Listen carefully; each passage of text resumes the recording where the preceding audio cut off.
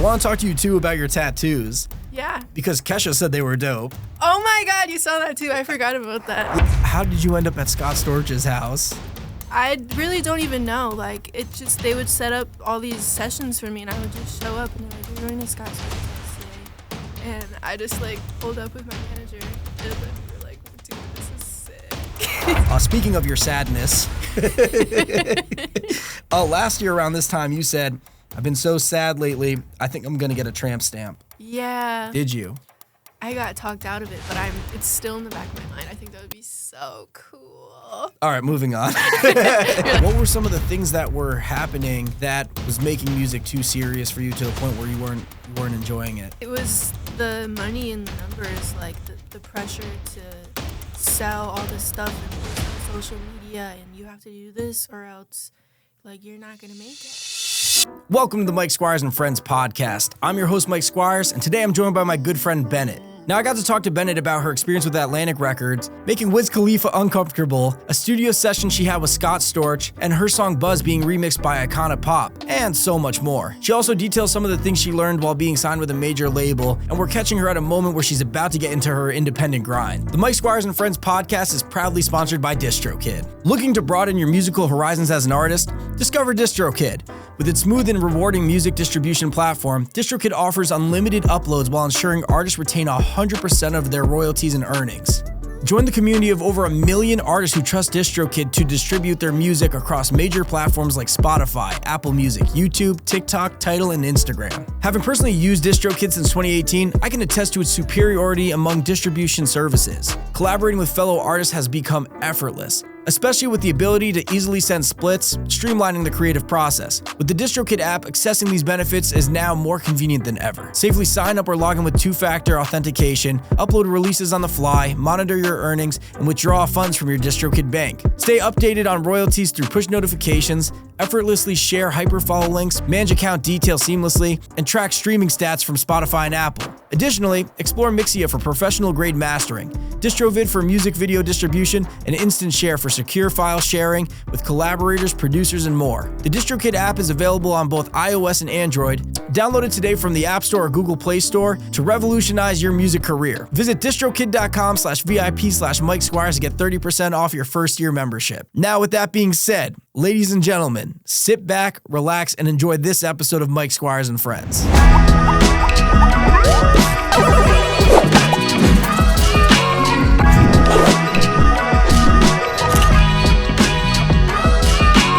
Bennett, welcome to the Mike Squires and Friends podcast. Thanks for having me.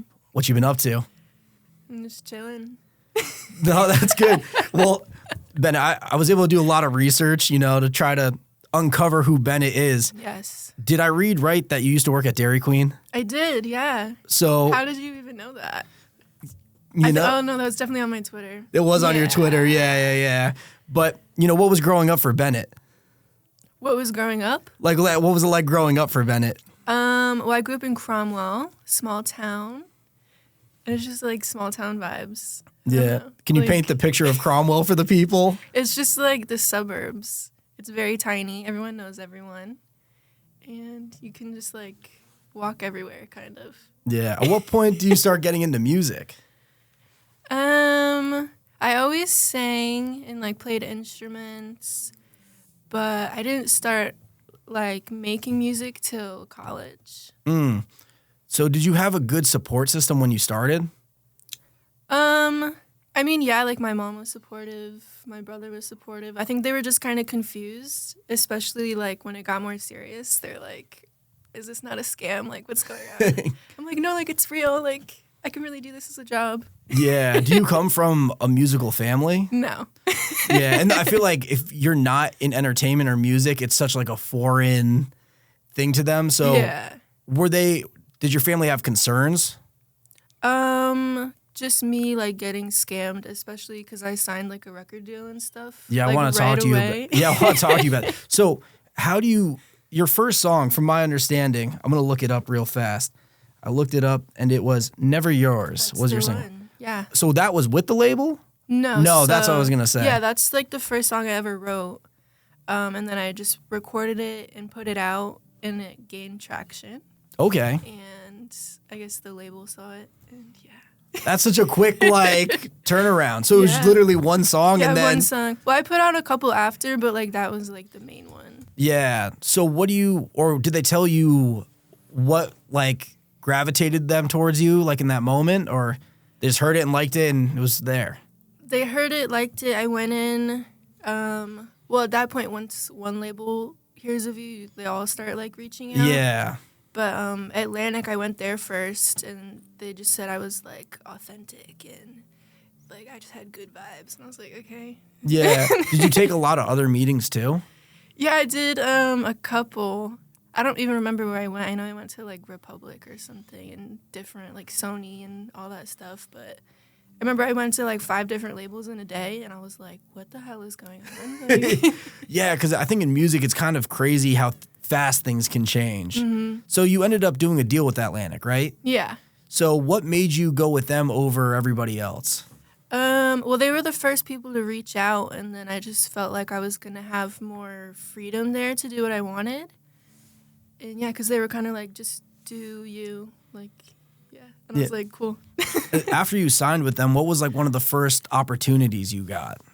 Well, immediately I got flown to LA, and I just went into the studio, and I'd never been in the big studios, and I was like, whoa, this is sick. When you recorded your first song, how did you record that? With Atlantic? No, with your first Never Yours. Oh, so, well, I dated this guy who was working at a music studio. But he cheated on me. And then I wrote that song about him, and one of his friends there recorded it for me. This must sting for him. Yeah. It's kind of a beautiful thing. Yeah. But yeah, so that's crazy. That's actually I haven't heard that many artists that'll drop their first song and then it'll turn into a full-blown label deal. Yeah, it's kind of crazy. I mean, it's literally, I never even tried to write a song before, and that I just did it on the first try, I guess. Yeah. Well, that's awesome. No warm-up needed. Yeah, Let's just hop right ready. into this. So what was one of the first things when you got with Atlantic that you realized oh, whoa, this is bigger than I thought it was? I guess the producers that they were putting me with at first, I was like, am I qualified to be here in this room right now? I've written 2 songs. That's actually what were some of the producers? Or who? I mean, there's just so many. At first I was with a lot of hip hop producers, because the guy that signed me does more hip hop rap. But I remember I went to Scott Storch's house, and I was like, oh, amazing. What the hell? Why am I even here right now? This is crazy. I can't even think of people right now, but everyone that I was working with, I was like, what the fuck? This is insane. How did you end up at Scott Storch's house? I really don't even know. It just, they would set up all these sessions for me, and I would just show up, and they're like, you're going to Scott Storch's house today. And I just pulled up with my manager, and then we were like, dude, this is sick. Did you cook up with Scott, or were you just there for the vibe? Yeah, we made 3 songs together, I think. None of them came out, but it was sick. Yeah. What's the vibe? You got to paint the picture for the people. What's the vibe being in the studio with Scott Storch? Well, it's literally his house, and then he has kids and stuff. I don't think the kids were there, but we were in the studio room, and he's just constantly smoking. I remember 15 minutes went by, and he was like, oh, there's not smoke in my lungs right now. And then he went and lit up again, and I was like, what's going on? And I don't smoke, so I was kind of holding my breath, I don't want to get contact high, I'm scared. But it was cool. And then he just plays the piano holding a joint, and you're like, this is sick. I gotta clarify something, because I have a homie that was in the studio with Scott Storch once, and he said from his experience it was just Scott playing the keys and just staring at him. What? Trying to gauge his reaction. He said it was a good vibe, but he said it was very hypnotic. I don't think he was staring at me. I don't remember now. I'm like, was he? But he does have a dog that I kept petting, and then I found out later that you're not supposed to pet the dog, because I guess it's I didn't know. Tries to bite you and shit. Oh, dang. But I was like, hi. So when do you officially leave Connecticut? When do I leave? Yeah, because you lived here and then you lived out in Cali for a little bit, right? Yeah, so, I mean, I moved 3 years ago. I moved to Chicago, then I moved to LA, but then I just moved back 8 months ago. Yeah, I think I'm just gonna stay. I don't know. I love Connecticut, so you're talking It's to the not right bad. guy. Yeah. I saw you tweet about it. You said it's kind of warm and cozy here. Yeah. Like, LA is like, I just hate traffic and I don't like parallel parking. And the people are so weird. Everyone says that, but like, I feel like East Coast people are just like real. Yeah. And sometimes like very blunt too. Yeah, I like that. Yeah. So another thing I want to ask you is that I think your personality shows through heavy on your socials and everything that you do. And I think that's something artists struggle with. What do you think makes it so easy for you? It is so hard for me. I didn't even know like you could tell my personality. That was one thing with the label that they really wanted me to do is like kind of just have all my business out there and like show my personality. But that's so hard for me because I'm like super shy and quiet. But I like kind of force myself to be like, hi everybody, it's Bennett. Yeah. So stupid. It doesn't even come across as you're shy. Like, matter of fact, I'm going to read some of your tweets to you. Oh, okay. A year ago, you said, if I ever did you wrong, it was on purpose and I'm not sorry. Yeah. I stand by that. I was going to say, do you stand by that? Yeah. Is there a certain instance you were talking about? I don't think so. Just in general. No, that's good. Well, this one was one of my personal favorites. Okay. You said, end quote, if I ever go into a coma, please put my Invisalign in. Dude, Invisalign hurts so bad, and I stopped wearing it. My bottom teeth are all crooked again. I had braces, and then I got Invisalign, and I still don't wear that shit. But why are you like, what makes you think of a tweet like that? I don't even remember tweeting that, but like you hear that back, and I'm like, yeah. Because it seems like a journey of thought that would get you to that point where it's like, well, if I slip in a coma, what would I want to happen? I wish I could remember. No, it's all really good. do. And I got one last one for you right now. On June 25th, 2021. Okay. I feel like a lawyer. You said, shooby dooby. Why?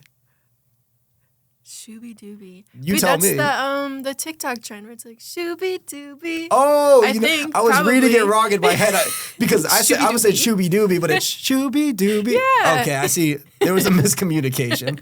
Well, all right, let's bring it back to music, though.